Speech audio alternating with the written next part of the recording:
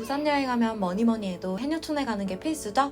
하지만 어느 해녀촌을 선택할지 항상 고민이에요. 그래서 첼리투어가 직접 투어해본 해녀촌들을 소개해보려고 합니다. 방문 시 꿀팁까지 포함했으니 직접 보고 선택해서 방문해보세요. 지금 시작할게요.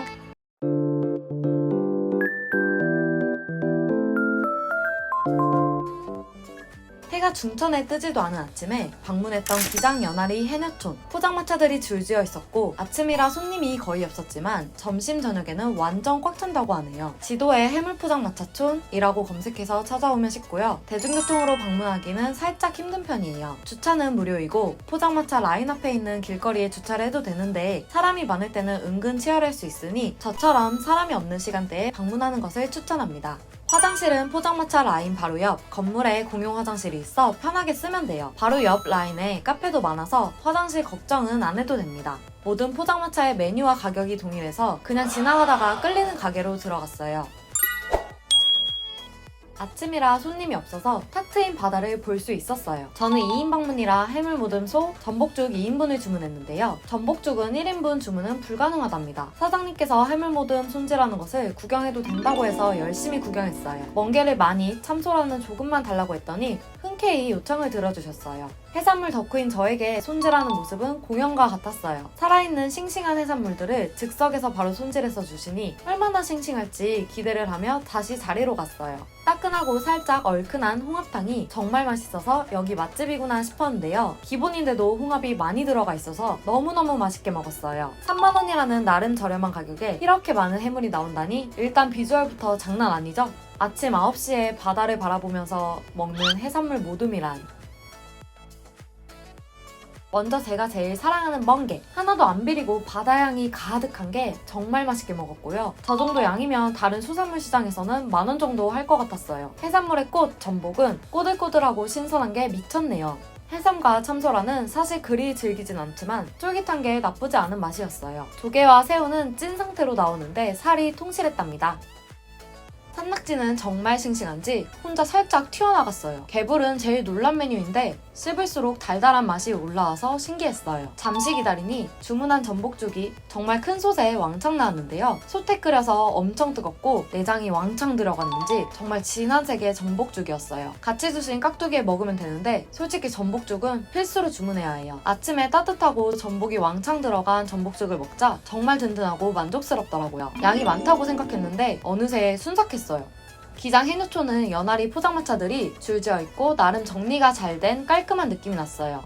깔끔하고 정돈된 느낌의 부산 해녀촌을 원하는 사람들이 방문하면 좋을 곳이에요.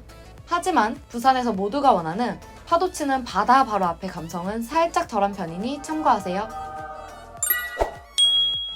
다음은 기장 연아리 해녀촌보다 바다와 더 가까이에서 해산물을 즐길 수 있는 영도 해녀촌을 투어해볼게요. 바다 바로 앞자리 잡는 꿀팁까지 알려드릴 테니 집중하세요. 부산 영도 해녀촌은 영도 해녀 문화 전시관을 내비에 찍고 찾아오면 어렵지 않게 찾을 수 있는데요. 번화가에서 대중교통으로 방문하기는 살짝 애매하니 자차로 가거나 택시를 추천합니다. 제가 방문한 날은 미세먼지가 심해서 하늘이 맑지 않았는데요. 맑은 하늘 아래의 바다 앞에서 해산물을 먹지 못한 게 조금 아쉽더라고요. 바닥에 있는 화살표를 따라 안쪽으로 쭉 들어가면 영도 해녀촌이 나옵니다. 해녀 동상이 보이면 영도 해녀 문화 전시관에 드디어 도착한 것입니다. 건물 안쪽으로 들어가면 해산물과 마실 것을 준비할 수 있는 수산물 판매장이 있어요. 자리를 잡으러 건물 밖 바다 쪽으로 내려가 보니 저처럼 바다 앞에서 해산물을 먹으러 온 사람들이 엄청 많았는데요. 그래서 사람들이 앉아있는 자리 근처에서 자리가 나길 기다려야 합니다. 바다 바로 앞자리는 앉기 힘들어서 저는 영도 해녀촌에서 왼쪽 제일 끝 구역에 테이블을 가져다 놓고 앉았어요. 다른 구역보다 작고 아무런 테이블이 없어서 직접 테이블에 놓고 앉으니 프라이빗한 느낌도 들더라고요. 자리를 잡았으면 다시 건물로 올라가서 해산물과 술을 사와야 하는데요. 한 명은 자리를 잡고 한 명은 다녀오는 게 현명해요. 주문하면 해녀분들이 직접 손질해서 주시는데 이것도 구경해줘야죠. 저는 해산물 몇 가지와 김밥을 주문했어요. 사실 이곳은 약간 정신이 없어서 정신을 바짝 차리고 내가 주문할 것을 열심히 외쳐야 빠르게 받아갈 수 있어요. 주문한 것들을 받아서 직접 들고 자리로 내려왔어요. 제가 주문한 전복, 성게알, 멍게, 김밥, 파도소리, 해산물, 그리고 낮술. 누구나 사랑하는 완벽한 삼박자예요. 전복은 엄청 싱싱하고 꼬들꼬들했는데요. 소짜여도 양이 적지 않았고 내장과 살이 분리되어 있어서 좋았어요. 돌멍게가 없어서 그냥 멍게를 먹었는데요. 멍게를 먹자 바다향이 확 나는 게 너무 좋고 분위기도 최고고 그냥 좋았어요.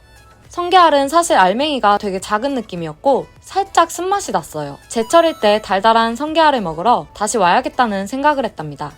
오이가 안 들어간 김밥이에요. 김이 약간 얇고 초록빛이 나서 괜히 더 해산물 느낌 나고 그런 거 있죠? SNS에서 보던 성게알 김밥. 성게알과 김밥의 조합이 생각보다 나쁘지는 않았어요.